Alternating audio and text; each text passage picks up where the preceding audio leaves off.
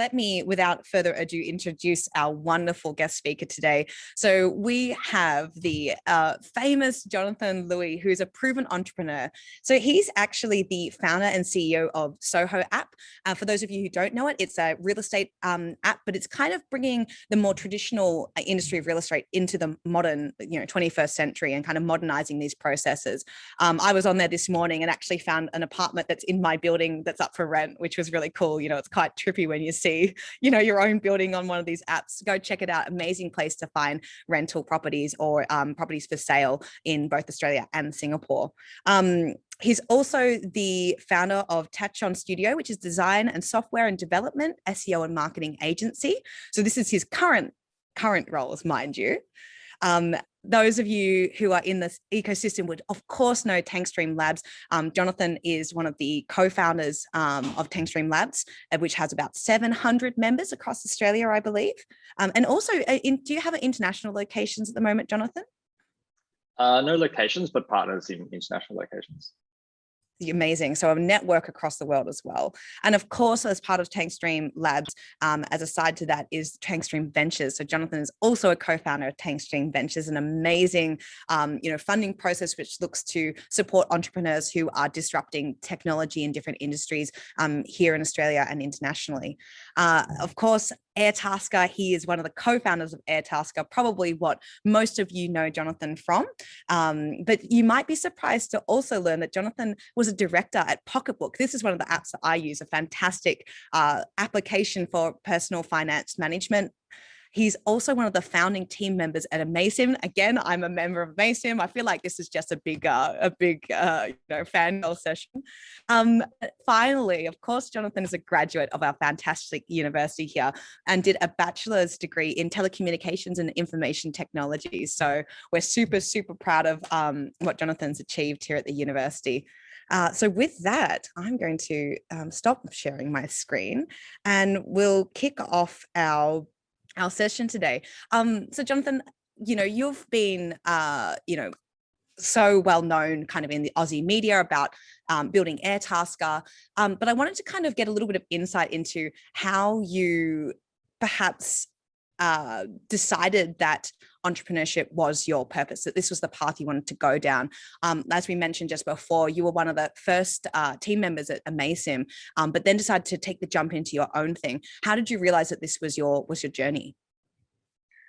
Yeah, I guess, thanks for having me. I think the pivotal moment for me at Amazim is, me and my friend Tim, who I guess we were the first employees of Amazim, and we kind of got so much experience learning from a great team of founders there as well. There were 4 or 5 founders there that we got to work directly with, and I guess we just got the startup bug. We kind of went through the process of building a business, seeing it go from a presentation to raising capital to execution to pivoting as well. There were some issues at the beginning, to raising more capital to kind of cover for those errors. And then we decided, this is quite exciting. But I guess the good thing was on the side, myself and Tim, we both had our own kind of smaller projects that we were building as well, and trying to, I guess, try out our skills in running smaller businesses, and then decided, okay, well, why don't we try and give this a bigger shot with a more ambitious project? Now that we have some experience, at least know what the blueprint was to build a business at that kind of scale. And to put it in perspective, Amazim was very unusual and unique because the team, because they were so experienced, they raised $30 million on the back of a PowerPoint. And I'm not sure if you guys are aware, but the way it works is they need to effectively hire a network, either it's a Telstra, or Optus, or Vodafone, and then build a brand on top of that. So when you're using Amazim, you're actually just using Optus. From a brand perspective, you're using Amazim. And it's quite interesting because they had this conundrum where they needed to raise $30 million, and the investors would say, great, we'll give you $30 million when you have a master contract with a network. And then the network would say, great, we'll give you a contract with us once you get the $30 million. So they had to kind of balance this scenario where it's like, well, who's... chicken and egg situation. Yeah, so they had to kind of work that out. But I mean, going through that whole process was amazing. And I think that is just what kind of opened our eyes up to how to actually build a successful tech business. And then we decided to go and do something ourselves. And so with that, in these early days of building, your first business after kind of making the move from Amazim, what was it like in trying to convince people to get on board with you? Because I can imagine, as we identified before, almost everyone here in the room is pre-revenue. And so how do you convince the right people to come onto your business? I think, when you think about successful large tech startups, I'm not talking about Airtasker, I'm talking like your Facebooks and your Twitters and everything like that, globally successful companies. Some of the, let's say, more cliche stories a bit more celebrated there, where, university dropouts, straight from university into startup land and creating a multi-billion-dollar business. I would say those are quite unique. For myself at least, and I think for probably a majority of entrepreneurs, that's not the classic path to entrepreneurship. It's probably a bit more traditional. Get a job, start working with someone maybe a couple of years, maybe change a few jobs, and then recognizing a problem maybe in one of those industries and deciding that, I think I'm capable of solving this problem and building a team. And I think that's a more traditional route. So building up that team or people that you want to have around you to solve that problem, I think would be drawn a bit on more of your experience, professional experience, your career, and maybe some of your existing network, rather than I'm a 19-year-old trying to go out there, start a new business. Who wants to come on this ride with me? So I think when it comes down to building a team and finding those people and convincing them to join you, more often than not, I think you already know those people, or people that you might want to join you as a co-founder, or people who might want to join you as an early employee, because there's probably some kind of rapport there already. But obviously that's not the whole spectrum either. So there are many ways, I think, to convince people, but I think it's ultimately come down to the vision and the trust and belief in you and your team, and how your plan and how you want to do it, and which is going to convince people to join you or not. Right. So both a combination of your kind of existing reputation or trust or build up in your networks, but then also, of course, the passion and the vision that you've got for the company. Yeah, and I think that's what probably helped us from Amazim to Airtasker, is that the founders were very supportive. The story that I've told here and there is that we actually quit twice. The first time we quit, we kind of sat down with the founders, say, look, we've got some bad news, we're going to quit. And obviously they were disappointed in this, and they basically said, why don't you tell us your idea? Maybe we can help you out. And we told them the idea, and it wasn't Airtasker, it was another idea. And they basically told us this terrible idea, and that we shouldn't quit. In fact, we should stick around for another 3 to 6 months, continue building the business. But now that they know that we wanted to build a business, they would try and help us build a proper business idea.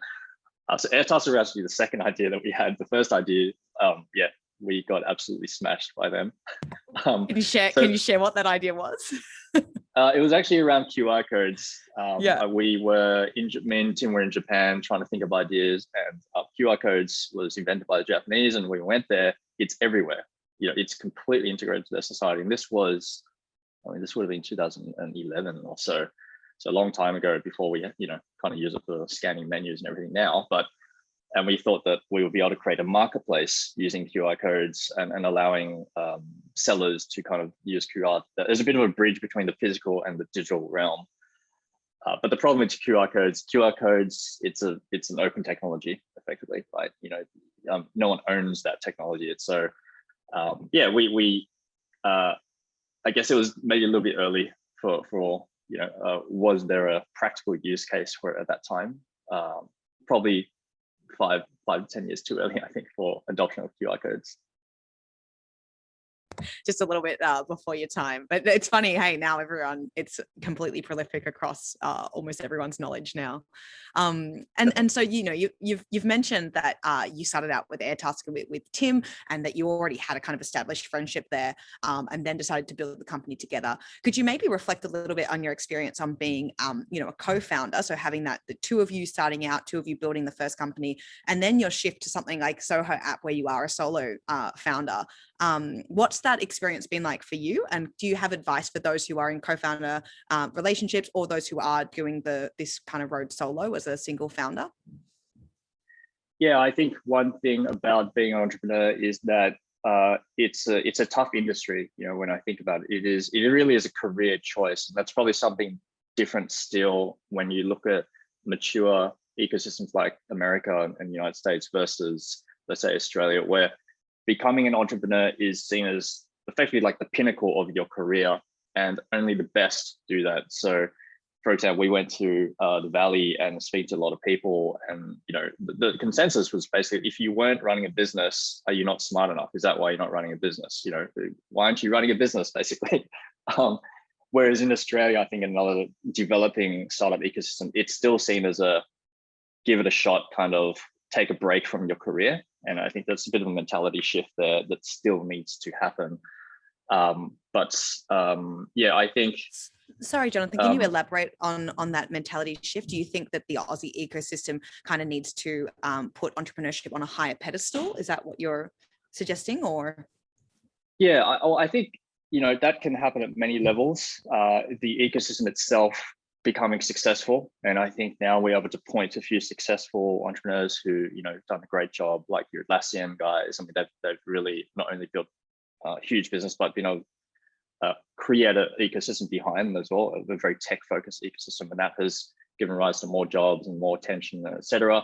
I think one thing that's pretty classic Aussie attitude is we like to go for the underdogs, and we don't necessarily like to celebrate the winners per se. Not that we don't, but I think it's probably still considered a bit more of a showboating per se if you celebrate the winners. Whereas in America and the US, it's very different. People love to back the winners. They really celebrate, and they want people to be successful, and they will absolutely go out of their way to help you get there. And I think it's something that just needs to build up over time. But I think things like that will help bring more credibility to entrepreneurship as a career choice. And I think in terms of, let's say, developing a relationship with a co-founder or doing things yourself, I mean, generally I'd probably say in the first, let's say your first foray into entrepreneurship, you should probably really consider having a co-founder for many reasons. One is because you generally won't have all the skill set you need to really run a business from 0 to 100, right? And I think that's not even just in entrepreneurship, in any career choice, you just need to build up those skill sets over time, and that network of people behind you who can help you get there. So having a co-founder really helps there. Obviously, it's sweat equity generally, so you don't have to pay that person. That would obviously help alleviate some of the financial costs of building a team. I wouldn't recommend probably more than 3 or anything. 2, I think, is a good number. 3 and above, 4, I think, is probably a bit too much. Or at least if you have 4 or 3 or many, there needs to be a key person, I think, which is the person who's really driving that vision and owning that. Because as you can imagine, as the group gets bigger, decision making can get a bit lost or difficult if everyone's not aligned from the beginning as to who's going to make the ultimate call if at any point in time we have some disagreements or conflicts.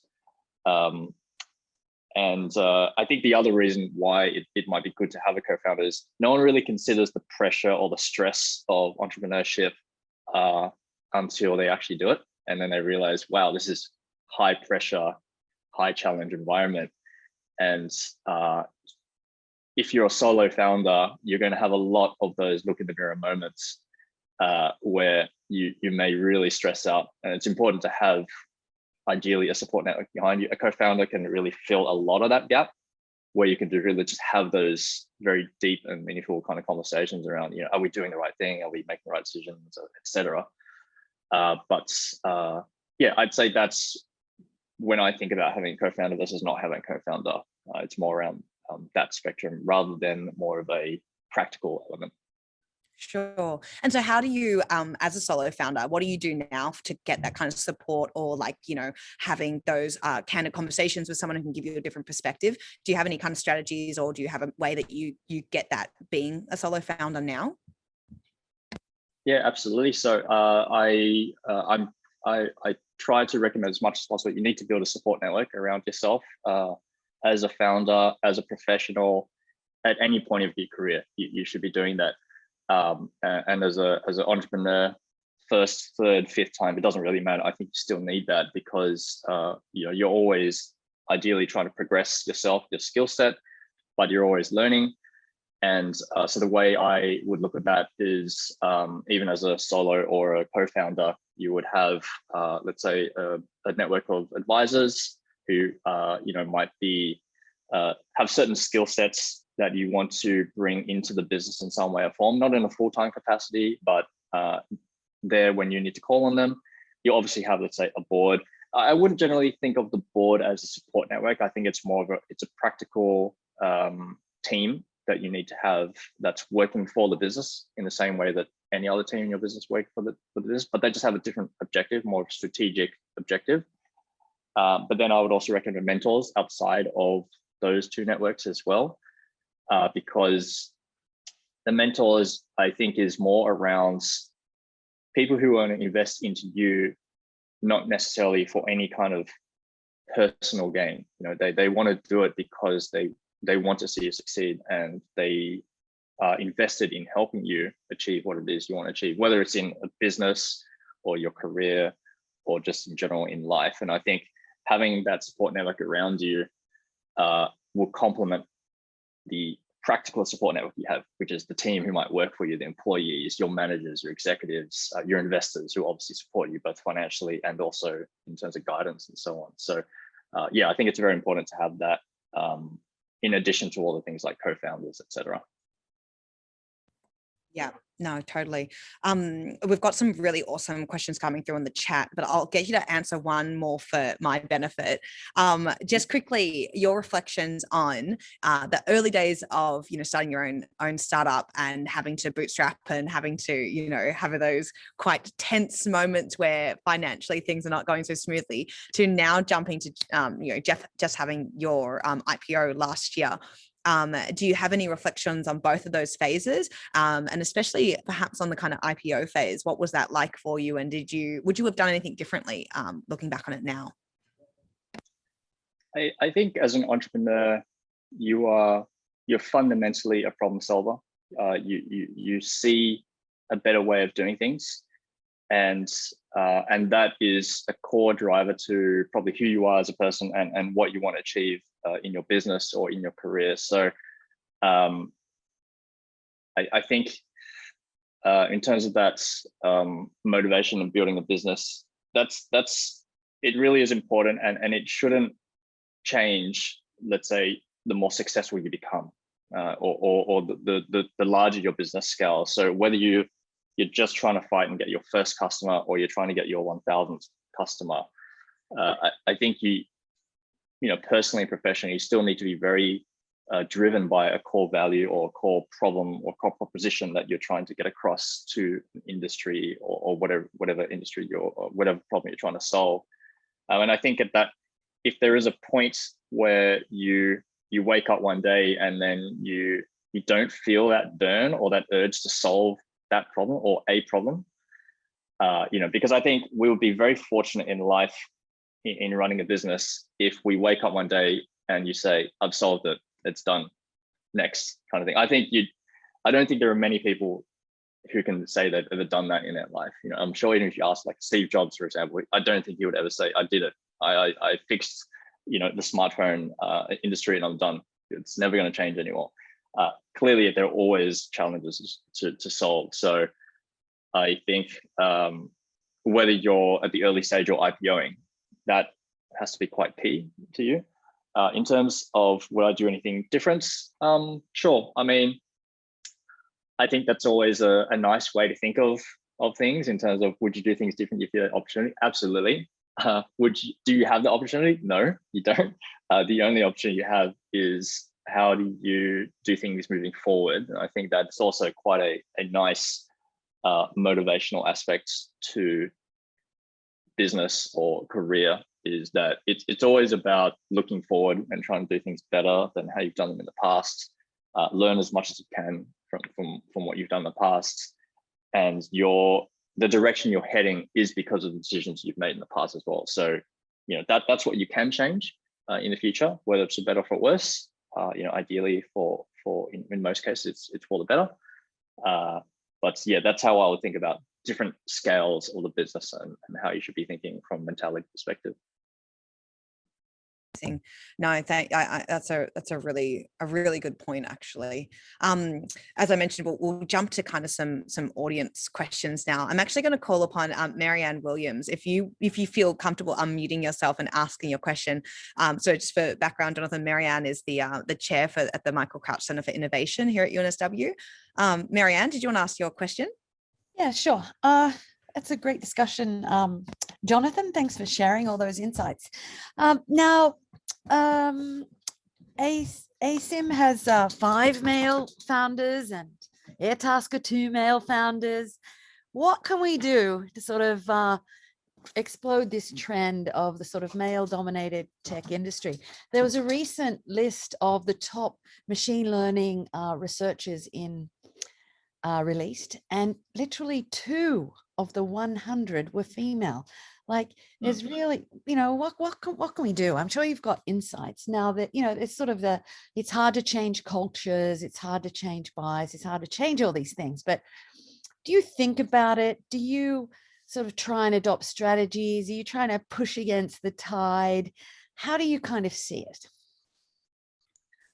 Yeah, I think this is, it may kind of align closely to some of the earlier comments I made around how do we celebrate success and promote a message around this ecosystem. And I think that is where, I don't know whether it's cliche or whether it's actually true or not, but, are men a little bit more, let's say, ambitious and aggressive in the way they kind of project and try to, like to do things? Hard to say, right? And I don't know whether you could even put a statistic behind that either. But I think it's around the opportunity to even become an entrepreneur. It needs to be celebrated. It needs to be something that is that people really aspire to do, not because it's a cool thing, but that's it, because that's, let's say, what the best of the best might do. And whether that's true or not, because you could be successful running a huge, corporate, multinational kind of global conglomerate. That's a very successful career as well. It's not all about just starting a business all the time. But I think if we can bring some more airtime to success, that I think will just build that ambition and motivation, both for men and women. I don't think that it should have any impact on whether it's men or women entering this space. I think it's just the space itself needs to be potentially seen a little bit different. It is risky, and I think that's also something that it just comes with. It comes with the game. This is the game we actually want to be in. We want to be in riskier environments because there is higher reward, and that is the whole purpose of disruption. And it's the opportunity as well that creates that risk and reward as well. If there was no risk, there wouldn't be a reward, and no one wouldn't do it either, right? Just stick to a standard job, because that would make more sense, and I would agree with that. So yeah, I think in terms of potentially, let's say, getting a bit more female or women coverage or entrepreneurship in the scene, it's partly getting those stories out there. That's one, to build it up. But I think it is a time thing as well. Again, maybe this is a bit more stereotypical or cliche, but probably traditionally in the past, technology roles, in, let's say, the past 10, 20 years have been probably a little bit more male dominated. And that just takes time to change. And potentially it's very similar in other industries. Let's say fashion, for example. Probably in the past 10, 20, maybe 50 decades, 5 decades, it's been more women dominated, and maybe men are starting to enter that industry more and more. And so I think it can evolve and it can change. But I think if the more we bring light and just stories to that, ideally stories that are motivational, not negative, then the more you will see that change and evolve over time. Great. Thank you, Jonathan. Thank you, Marianne, for a tough but important question to be asking. We've got a kind of like, I would love to smush George, Vishka, Jason, and also one more question from someone else, I can't remember who, around, can you give us some advice on setting up for an early stage founders? So either your founders agreement up front, also looking at, how you share equity with potential advisors or mentors, and then finally company structure. So any practical pieces of advice on that kind of early stage fundamentals of setting up the structural sides of your founders agreements and your advisors and company? Absolutely. So I think you should address those questions head on, because you might feel hesitant to talk about these kind of issues with your founders. So initially, so let's say about equity, or how much do you think someone's worth, or how much should they have, how much equity should they have, and so on. But the best practical way that I would advise you to think about this is, if you cannot have that conversation with a founder in your business, someone who's effectively at the top echelon of your business, driving decisions every single day, every single minute of the day, how can you run a business together? That's a very practical and logical way of thinking of that. So if you or they or whoever it is doesn't take that initiative to have that conversation from the get-go, then don't run a business together. It just doesn't make any sense, right? Because that's the easiest decision you could make. When you're running a business and growing a business, every day you're going to be confronted with challenges. Can you imagine the friction and conflict you're going to have if you haven't even decided on what role everyone's going to play and then how much they're going to reward it? So that's, I think, a philosophical way of thinking about co-founders and how many and who you should be working with. I mean, for example, you wouldn't get married if you didn't know the other person, right? It's kind of clear you're going to have that conversation with someone first and build that relationship before you commit.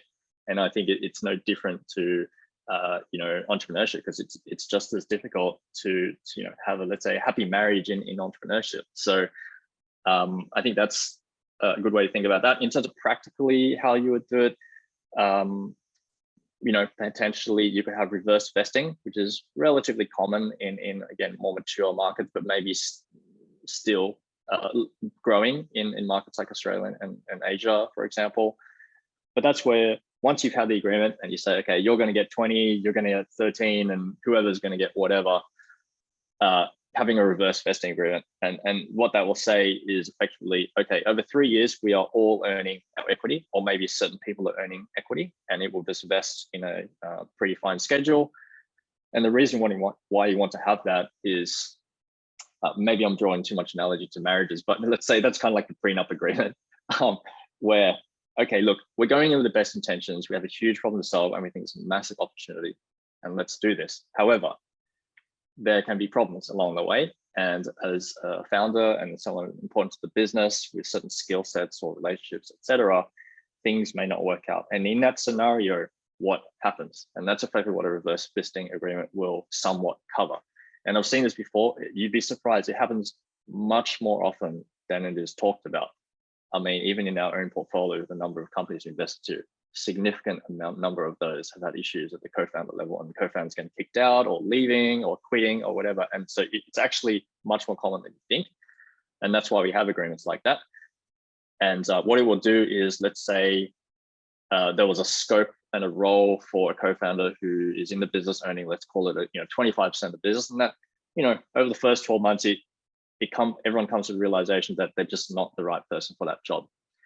Then you need to remove them from that position, or in some way or form, whether it's changing their role or just saying, look, it's just not going to work out for the next 2 years out of your 3-year investment agreement.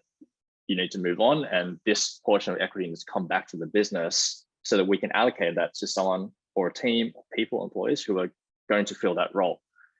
For example, that happened at Amazing. I mean, this is the first experience where it was very transparent to me as an entrepreneur.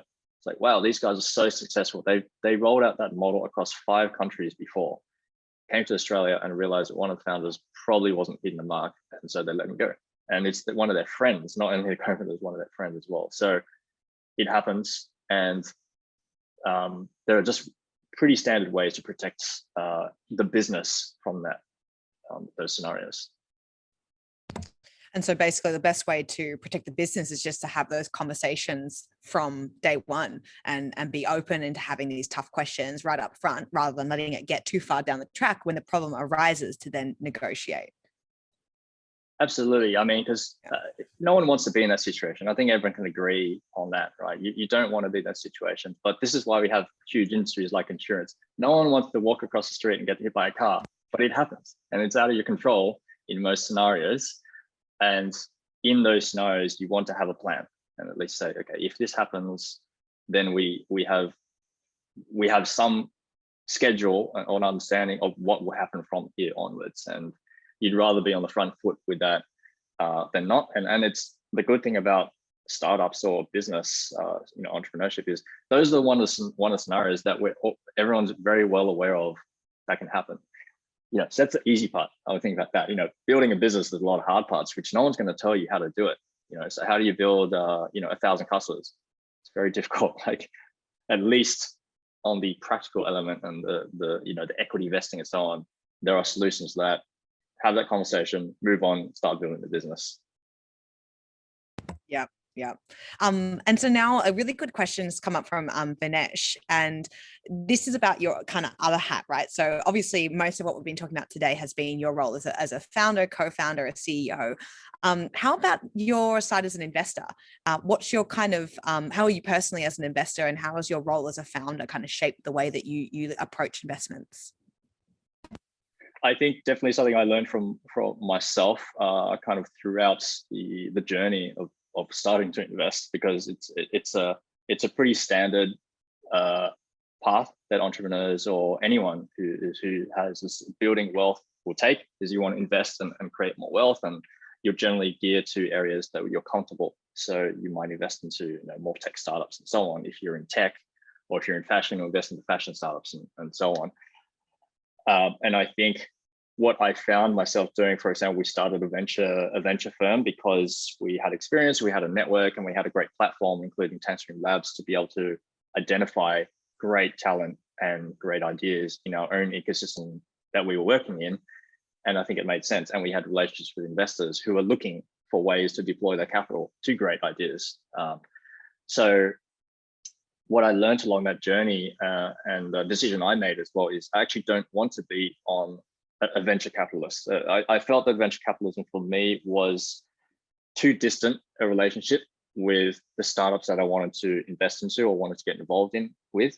I felt that personally for me, I could get so much further with a 5-minute conversation with a founder or an entrepreneur as a seed or an angel investor than in a structured form where I'm running a fund, tens of millions of dollar fund, and set up, this cadence around every 3 months, you got to give us a report. I'm going to look at the report and I'll give you some guidance on that. So that's, for me personally, I wanted to get back towards more on the ground investing and relationship building. On top of that, I felt that I call it a trap. It's a bit of a entrepreneur's trap, that because you have done something successful in your life, maybe one or many times, you think that it's the best way or maybe the only way to become successful just because you've done it before. And I think that's a trap, and a common trap I see with a lot of entrepreneurs is that they will be quite dominant in those relationships in terms of investment or venture relationships. And I recognized that we were doing something similar as well in certain scenarios. And I felt that was something to talk about, with my general partner team, and saying that, the role we're playing here is an investor, and we need to recognize that and remind ourselves of that we're going to have ideas, and we're going to give advice and guidance. But if they don't take our guidance or advice, we should not be angry.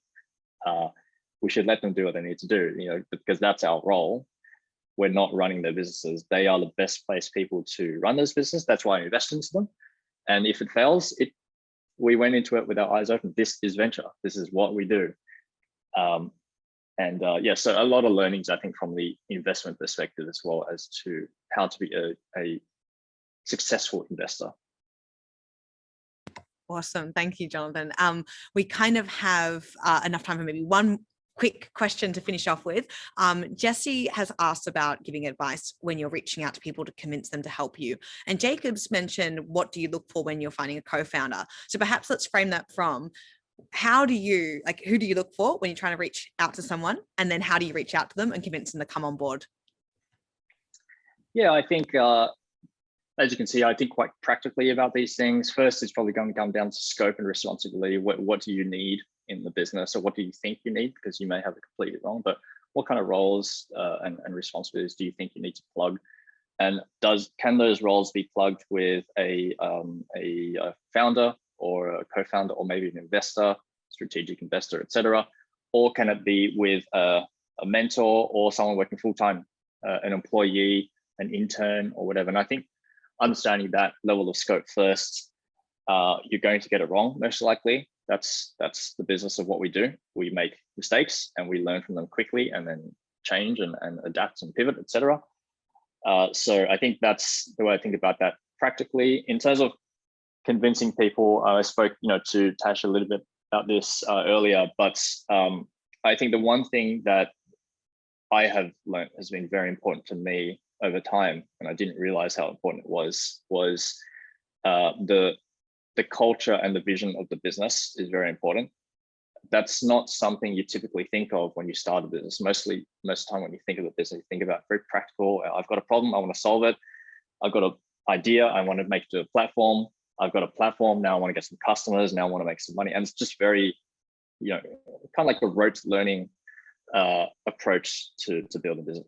Here are objectives I just need to achieve. And you don't think about things like who do I need to join this business, or what type of people do I want, or what kind of culture do I want? What you need to do is very clear. How you want to do it and who you want to do that with is not as clear, I think, for people. And if you don't identify the culture of the business and the values of how you want to do that, then very quickly that culture is going to get away from you. And even if you're successful, things may blow up down the line.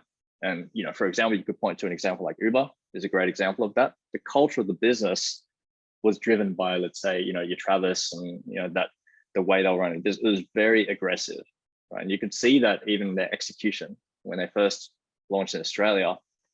The message from them was drive people around, even if it's illegal. It is only a civil crime. It's not a criminal crime. If there's a fee, we'll pay for it. If you lose a license, we'll sort it out with you. And you kind of see that culture mentality has been driven from the top, and it's seeped all the way down to the grassroots level of the business, and it imploded. Even at the big level, still not a profitable company. It's a huge company now, but it's not a profitable company, and there's still challenges in the business. And I think that's something that from the beginning, what I do to build a business is I define my culture and my values first. Now, we didn't do that with Airtasker either, and we learned the same mistake. There was a period where we lost 30% of our workforce in the space of 3 months because the culture wasn't defined and people just quit. We lost some great people. So I think that is something that is left off the radar in terms of entrepreneurship, building a team and culture. Once you have your values and your culture defined, then, to be honest, hiring people and convincing people to join the business is easy. And not only is it easy, because it's just so people just it's a litmus test. People will either say, I believe in your values, or they say, no, I don't believe in your values. And I mean, imagine if you went to Uber and it said, what they said, Travis's skill and advantage was that, strength and weakness, he'll run through any wall. That was a strength. And his weakness was that he'll run through any wall to succeed. So there's a strength and a weakness. And you can imagine if you present that as one of your values, then someone would say, I don't necessarily agree with that. And they won't go forward. Or someone will say, I love that. I'm all for just running through walls. So it helps that point, as well as people who join the business because they believe in those values. That's how they want to operate as well. So they will even help you with your next hire. Who's the next person who's going to join the business? And one day when you've quit as a founder and you're on a yacht, but the business is still running, you'll still be able to go back and look at, okay, I can see how they've set their culture, and the team is building the team and deciding who needs to be in the team. So that's the way I would think about building a team and who needs to be along with you along that journey. And I think the sooner you can think about things like that, the better. Awesome. Thank you so much, Jonathan. I think that's a good note to leave everyone on. Start thinking about your company culture from day one, and articulating that to everyone you want to get involved in your business or your startup idea. Can I get everyone to please give Jonathan a virtual Zoom round of applause? And apologies we didn't get through everyone's questions. There were so many good ones. Jonathan, what's the best way for people to kind of, if they want to keep following your work, what's the best way for people to reach out to you or follow what you're writing about or what you're interested in? Yeah, look, I think connect on LinkedIn. It's probably the first step to just getting in touch. I generally try to help out as much as I can in giving advice, just answering questions here and there. Beyond that, I mean, if an idea is great, I'm sure I'd look at potentially investing and helping people solve more problems. Amazing. Thank you so much, Jonathan. And thank you everyone who came here today. We hope you learned something, and we'll see you at another Founders event in the near future. Great. Thanks, everyone. See you later. Bye, everybody. Thank you very much.